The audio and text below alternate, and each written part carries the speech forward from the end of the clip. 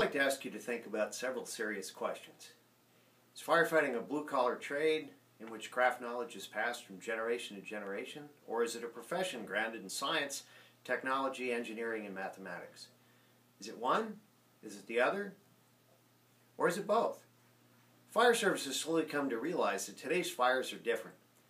Despite improvements in firefighters' protective equipment and other technology, the fireground today is more dynamic and dangerous than ever before.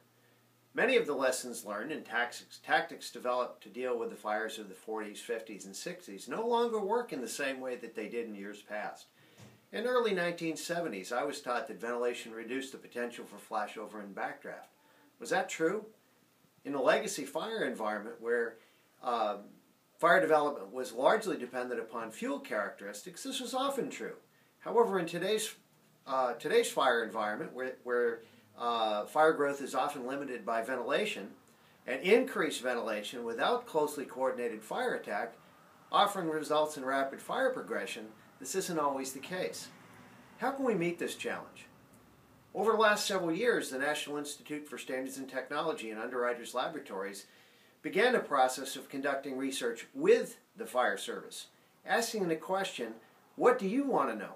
How can we work together to make sense of things?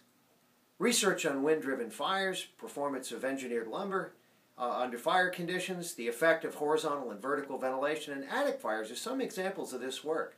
This research was not only conducted in a laboratory, but also on the streets of New York, Chicago, and other cities around the country. This research was not done in a vacuum. Each project began with a technical panel comprised of firefighters and fire officers from around the country, representing agencies as large as the Chicago Fire Department, FDNY, and Los Angeles County Fire Department, and as small as Central Whidbey Island Fire and Rescue in Washington State.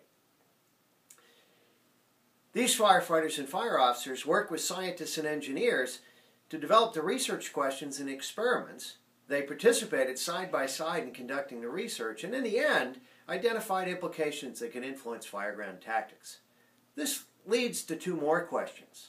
So what and now what? What's the relevance of this research to the fire service, and what can and should we do with this information? My name is Chief Ed Harden. I serve as the Fire Chief with Central Whidbey Island Fire and Rescue and as a member of the Underwriter Laboratories Firefighter Safety Research Advisory Board.